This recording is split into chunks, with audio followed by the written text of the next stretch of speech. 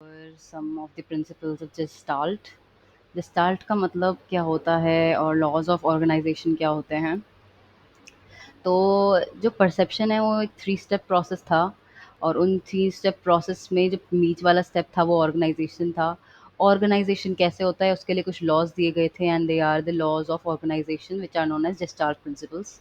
Gestalt principle का basic premise ये है कि जो पूरा होता है, किसी भी कॉन्स्टिट्यूएंट मेंबर्स का जो सम होता है उससे ज़्यादा उनका मीनिंग होता है।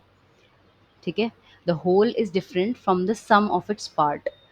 जो सम हम करेंगे, मान लीजिए इसका मतलब अगर आसान शब्दों में इसे समझाने की कोशिश करूँ तो वन प्लस वन टू होता है, लेकिन जेस्टाल्ट कहता है कि one plus one is equal to greater than two. ये मतलब है जेस्टाल्ट का कि वन प्लस वन टू होता है, लेकिन जेस्टाल्ट के according one plus one two से ज़्यादा होता है। ठीक है। हम आगे इसके जाएंगे तो ये इमेज है हमारे पास जिसमें हमें बहुत सारे चेहरे दिख रहे हैं, ये अलग अलग चेहरे दिख रहे हैं। तो इन सब चीज़ों में ये क्या है, इनमें सम क्या है, सम है ये पेड़ पौधे पत्थर मिट्टी, ये सब सम करके हमें क्या मिल रहा है, हमें एक शक्ल मिल रही है। तो सिर्फ हमें ये सीनरी नहीं मिल रही, हमें कुछ और भी मिल रहा है, हमें एक एडेड मीनिंग भी मिल रहा है। ये जस्टाल्ट कहता है। जेस्टाल्ट को समझने के लिए एक बेसिक हमें रूल आगे लेके चलना पड़ता है जो कि सारे लॉज में एप्लीकेबल होता है, जो कि है figure ground relationship. Figure ground relationship का मतलब ये होता है कि आपकी कोई भी इमेज है, सीन है या कोई भी सिचुएशन है, उसमें एक तो बैकग्राउंड होगा और उस बैकग्राउंड के ऊपर आपकी इमेज होगी, या उस बैकग्राउंड के ऊपर आपका वो एरिया होगा जिस पे आप फोकस कर रहे हैं। अब मान लीजिए मैंने इसे बैकग्राउंड सेट किया है, जो मैंने बनाया है ये बैकग्राउंड है, तो ये उसका फिगर है। तो फिगर क्या हुआ इस वाले केस में, this will be the figure. And अगर मैं कहूँ कि ये बैकग्राउंड है तो इसमें फिगर क्या होगा, ये फिगर होगा। समझ गए होंगे आप मेरी बात। I am just explaining it quickly so that आपको जल्दी से जल्दी समझ में आ जाए और ज़्यादा लैंग्वेज की ज़रूरत ना पड़े। Language you can put it into your own words, बस आपको बेसिक प्रिंसिपल समझ में आ जाना चाहिए। तो ये जैसे ही हम इस इमेज की बात करेंगे यहाँ पे, so we have this both of these three chess members here. Okay, we have a queen and another queen, and we have like another bishop here. तो बैकग्राउंड अगर ये है तो मुझे ये दिखेंगे तीनों, लेकिन अगर ये इनको बैकग्राउंड समझ के कर लूँ तो मुझे ये इंडिविजुअल्स दिखेंगे। तो उस केस में मैंने बैकग्राउंड के लिए समझा है इन वाइट वाले एरियाज को। ठीक है। लॉ ऑफ, अब हम अगर जाएं इससे आगे बढ़ें, हमने फिगर ग्राउंड रिलेशनशिप अगर समझ लिया है और उससे आगे हम बढ़ना चाहते हैं, तो लॉ ऑफ प्रॉक्सिमिटी, प्रॉक्सिमल का मतलब होता है क्लोज। ठीक है। प्रॉक्सिमल का मतलब होता है क्लोज। तो जो पास होगा वो उसके ग्रुप में इंक्लूड कर लिया जाएगा, जो पास है। ठीक है। तो पास कौन कौन से हैं, ये लोग पास में हैं, फिर इनके पास ये भी है, तो ये पूरा एक ग्रुप मान लिया हमने।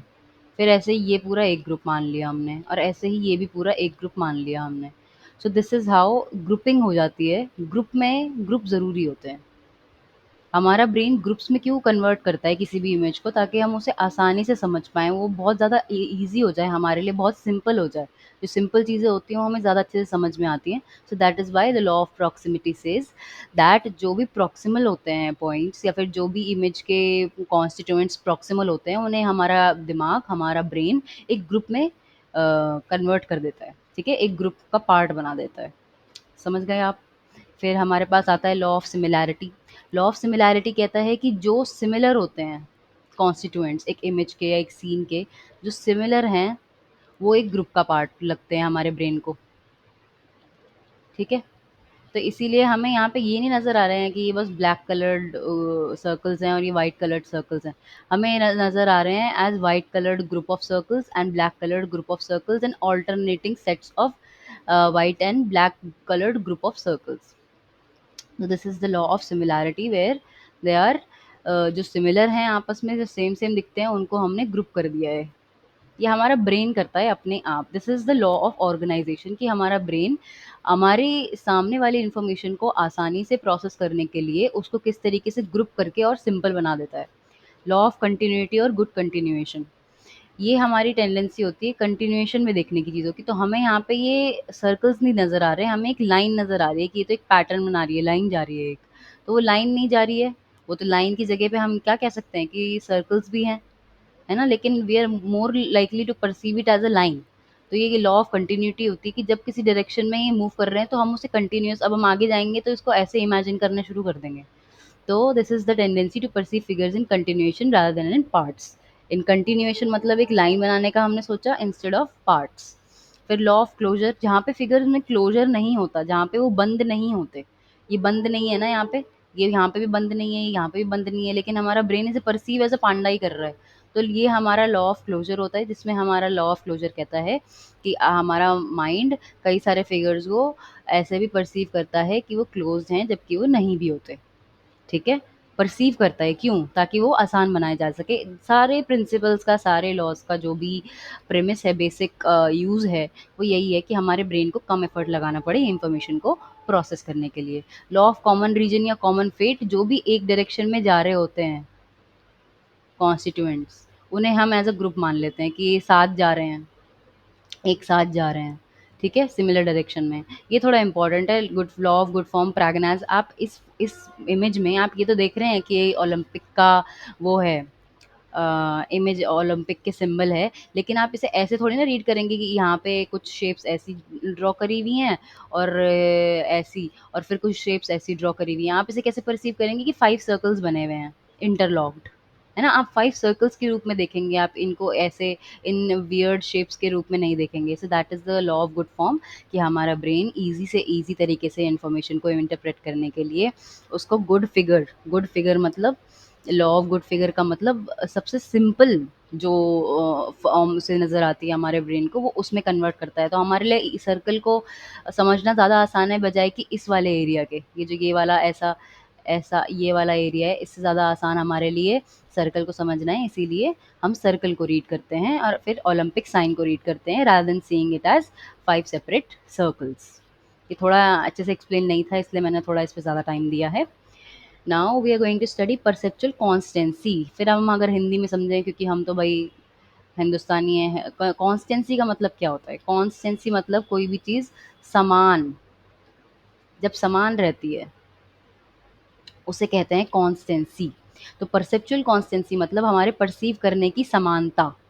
हम अलग-अलग सिचुएशंस में भी जब हम देख रहे हैं किसी इमेज को, किसी ऑब्जेक्ट को अलग-अलग सिचुएशंस में देख रहे हैं, तब भी हमारा उसे परसीव करने का तरीका बिल्कुल समान है, उसे कहते हैं परसेप्चुअल कॉन्स्टेंसी। और परसेप्चुअल कॉन्स्टेंसी जितने डायमेंशंस होते हैं, उतने ही डायमेंशंस में परसेप्शन की कॉन्स्टेंसी या परसेप्शन की समानता भी होती है। जैसे अब साइज़ कॉन्स्टेंसी, यहाँ पे आपको ये 2 आदमी दिख रहे होंगे, तो आप ये थोड़ी ना सोचेंगे कि रियल लाइफ़ में भी इतने ही छोटे होंगे। तो आपको पता है कि ये 2 आदमी जो हैं, ये नॉर्मल दिखने में, जैसे जैसे नॉर्मल आदमी होता है, कोई भी इंसान होता है, वैसे ही दिखते होंगे। बट अभी हम बहुत दूर से देख रहे हैं, इसीलिए इतने छोटे नज़र आ रहे हैं। आप ये बात समझते हैं और इसी को साइज़ कॉन्स्टेंसी कहते हैं। मतलब जब आपको दिख रहा है कोई ऑब्जेक्ट बहुत ही छोटा दूर से, लेकिन आपको ये पता है कि जैसे ही मैं उसके पास जाऊँगा, वो बड़ा हो जाएगा, उसको साइज़ कॉन्स्टेंसी कहते हैं। कि आपका ब्रेन ये जानता है, ये आपका ब्रेन ये सोच के भौचक्का नहीं होता कि भई ये तो बहुत ही छोटे हो गए इंसान। आपके ब्रेन को पता है कि ये नॉर्मल साइज़ इंडिविजुअल्स हैं, बस दूर से छोटे दिख रहे हैं। वैसे ही we are going to go on shape constancy. सबसे बढ़िया एग्ज़ाम्पल क्लोजिंग डोर। आपने अभी ये शेप देखी, पहले शेप ये थी डोर की, फिर जब वो खुला तो धीरे-धीरे उसकी शेप ऐसी हो गई टेढ़ी, फिर वो उसके बाद उसकी शेप ऐसी हो गई और टेढ़ी, फिर उसके बाद वो बिल्कुल 2D हो गई, ठीक है ना? बिल्कुल स्ट्रेट लाइन बन गई डोर की। तो ये आपको पता है कि सिर्फ़ शेप चेंज उसकी हमारे देखने में हो रही है, एक्चुअल में डोर की शेप चेंज नहीं हो रही, इसको शेप कॉन्स्टेंसी बोलते हैं। फिर अगर हम जाते हैं ब्राइटनेस या कलर कॉन्स्टेंसी पे, तो कलर कॉन्स्टेंसी का मतलब होता है कि आप अलग-अलग लाइट में भी अगर इस रेड फ्लावर को देखेंगे तो आपको ये आभास तो रहेगा कि ये रेड कलर का फ्लावर है, इस फ्लावर का कलर चेंज नहीं हो रहा है। Even under different conditions, under different lighting, you will be able to understand कि इसका कलर स्विच नहीं हो रहा, बस जो लाइट है उसकी वजह से अलग तरीके से दिख रहा है हमको।